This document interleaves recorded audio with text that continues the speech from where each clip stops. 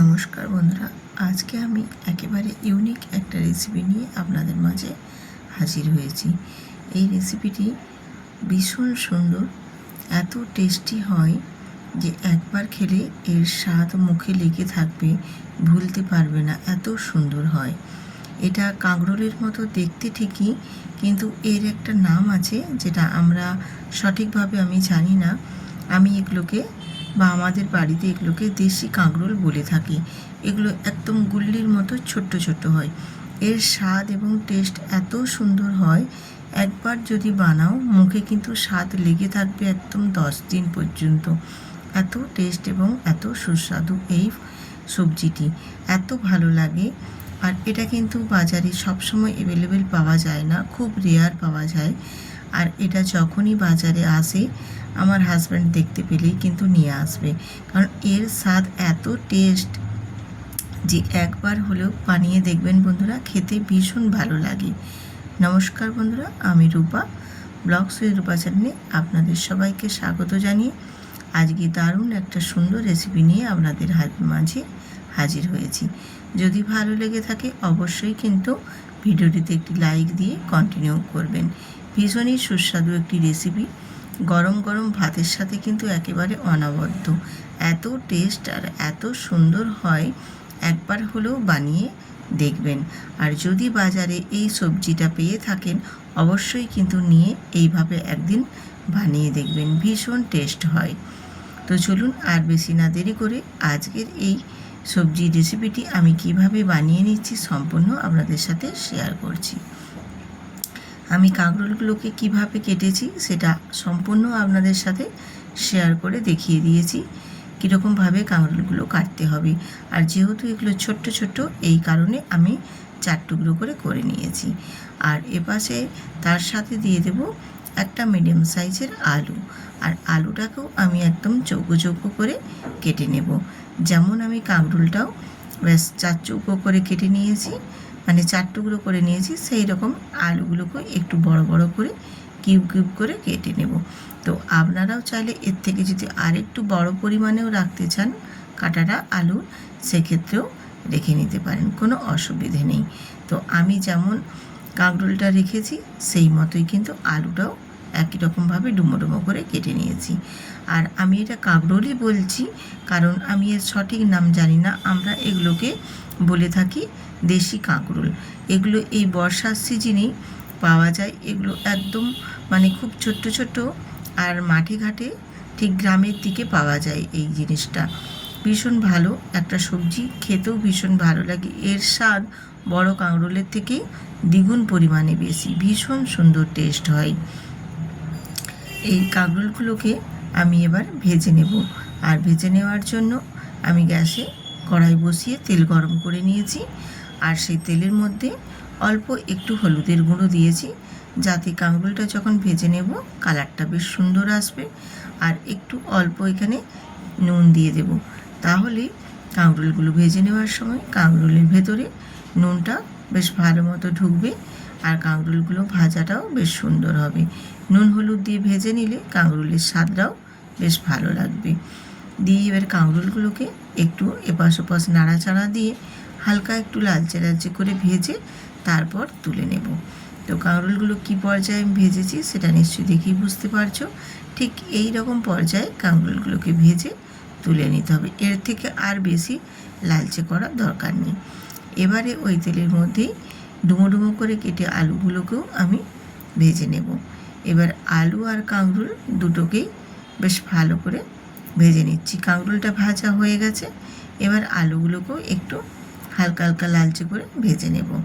এই কাঁকরোলগুলো দেখতে ভীষণ ভালো লাগে, এত সুস্বাদু হয়। একবার হলেও যদি বাজারে পান তাহলে কিন্তু বাজার থেকে নিয়ে এসে একদিন বাড়িতে ট্রাই করে দেখবেন, তারপর আমাকে কিন্তু জানিও কীরকম সুন্দর লাগে খেতে এটা। ওই তেলের মধ্যে জিরে ফোড়ন দিয়ে একটা পেঁয়াজের কুচো দিয়ে দিয়েছি। আর পেঁয়াজের কুচোটাও ওই জিরে ফোড়নের সাথে ভেজে নেব একটু হালকা লালচে করে, খুব বেশি ভাজবো না, কারণ এখানে আমি একটি উপকরণ অ্যাড করব, যেটা হচ্ছে চিংড়ি মাছ। আজকের এই দেশি কাঁকরোলের রেসিপিটি আমি চিংড়ি মাছ দিয়ে বানিয়ে নিচ্ছি, যেটা স্বাদ এত সুন্দর হবে যে খেলে কিন্তু মুখে লেগে থাকবে, ভুলতে পারবে না, এত সুন্দর হয় এর স্বাদ। এই চিংড়ি মাছগুলো পেঁয়াজের সাথে ভেজে নেব, খুব বেশি ভাজবো না, হালকা একটু ভেজে নেব, জাস্ট কালারটা চেঞ্জ হয়ে আসা পর্যন্ত একটুখানি নাড়াচাড়া দিয়ে ভেজে নেব। আজকের এই দেশি কাঁকরোল চিংড়ি মাছের রেসিপিটি আপনাদের কেমন লেগেছে কমেন্ট করে কিন্তু জানাতে একদমই ভুলবেন না। আর নতুন নতুন বন্ধুরা সাবস্ক্রাইব করে বেল আইকনটি প্রেস করতেও ভুলবেন না। আজকের এই রেসিপিটি কেমন হয়েছে সেটা অবশ্যই কিন্তু জানিও। এবারে চিংড়ি মাছের মধ্যেই দিয়ে দেব হলুদের গুঁড়ো আর কাশ্মীরি লঙ্কার গুঁড়ো দিয়ে আবারও একটু কষিয়ে নেব, তাহলে কালারটা কিন্তু বেশ সুন্দর আসবে। দিয়ে এখানে ভেজে রাখা কাঁকরোল আর আলু দুটোই আমি দিয়ে দিলাম, দিয়ে চিংড়ি মাছের সাথে আবারও কষিয়ে নেব। এই রকমভাবে রান্নাটা করবেন, খেতে অপূর্ব সুন্দর হবে, মুখে লেগে থাকবে, স্বাদ এত সুন্দর হয়। যারা কাঁকরোল খেতে চায় না তাদেরকে এইভাবে বানিয়ে দেবেন, খেতে ভীষণ পছন্দ করবে। বা এই কাঁকরোলটার স্বাদ এত সুন্দর হয় বুঝতেই পারবে না যে এটাও এক ধরনের কাঁকরোল, এত ভালো লাগে খেতে। আর এখানে যেহেতু আমি নুন দিয়ে আলু আর কাঁকরোলটা ভেজে নিয়েছি, সেক্ষেত্রে নুনটা দেখেই পরিমাপ করে আমি এখানে দিয়ে দিলাম। দিয়ে এবারে একটা মশলা আমি এখানে অ্যাড করে দেব, আর সেই মশলাটাই আমি এখানে কি মশলা বানিয়ে নিচ্ছি সেটা আপনাদের দেখিয়ে দিচ্ছি। এখানে হাফ চামচ নিয়েছি জিরে, আর 1 চামচ নিয়েছি সর্ষে, আর 2টো কাঁচা লঙ্কা দিয়ে এটাই আমি শিলপাটাতে খুব ভালো করে পেস্ট বানিয়ে নেব। আর শিলপাটা বানাতে মানে মশলা বানানো খুবই টেস্ট হয়। আর এইভাবেই তোমরা শিলপাটায় যদি না পারো তাহলে মিক্সিতেও বানিয়ে নিতে পারেন, কিন্তু শিলপাটার টেস্টটা ভীষণ সুন্দর হয়। এখানে এই সামান্য মশলাটাই আমি অ্যাড করে দিলাম। মশলাটা দিয়ে এবারে ভালো করে একটু কষিয়ে নেব। এই রকমভাবে যদি এই ঘরে থাকা সামান্য উপকরণ দিয়ে বানিয়ে নেন, খেতে ভীষণ ভালো লাগে।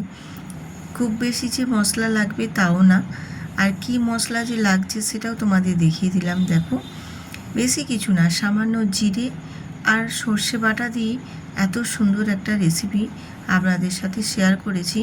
একবার হলেও বানিয়ে দেখবেন বন্ধুরা, খেতে কিন্তু অসাধারণ। একেবারে সাধারণ একটা রেসিপি হলেও খেতে এত সুস্বাদু হয় আর এত অসাধারণ, ভীষণ ভালো লাগে। বানানো যে খুবই কঠিন তাও নয়, খুবই ইজিভাবে একদম বানানো হয়ে যায়। একবার দেখলেই যে কেউ বানিয়ে নিতে পারবে আজকের এই সুন্দর রেসিপিটি।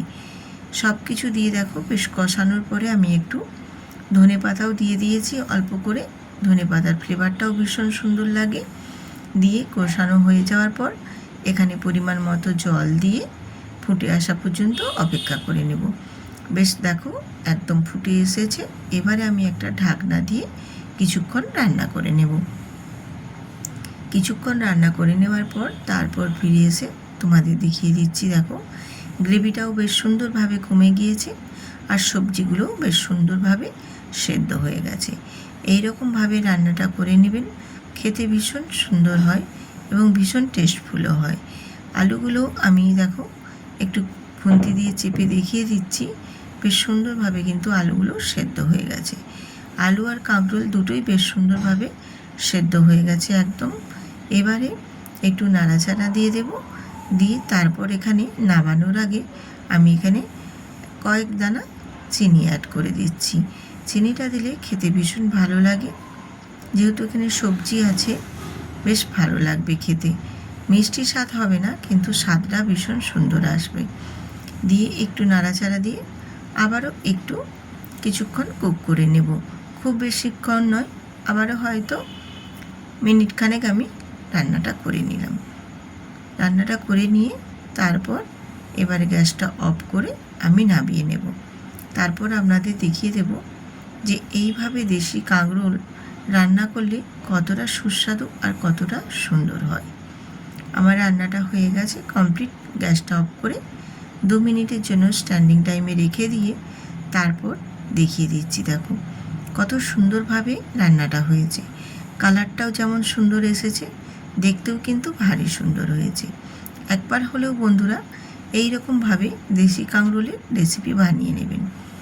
ছোট্ট দেশি কাঁকরোলের রেসিপি যেমন এটা ভালো লাগবে, বড় কাঁকরোল দিয়েও বানিয়ে নিতে পারেন, কারণ এই ছোটো দেশি কাঁকরোলটা সবসময় কিন্তু বাজারে পাওয়া যায় না, খুবই কম দেখতে পাওয়া যায়, আর খুব মাঝে সাঝে এটা মার্কেটে আসে। এই কারণে তোমরা বড় কাঁকরোল দিয়েও বানিয়ে নিতে পারেন আজকের এই সুন্দর রেসিপিটি। আজ এখানেই রাখছি, দেখা হচ্ছে পরবর্তী ভিডিও।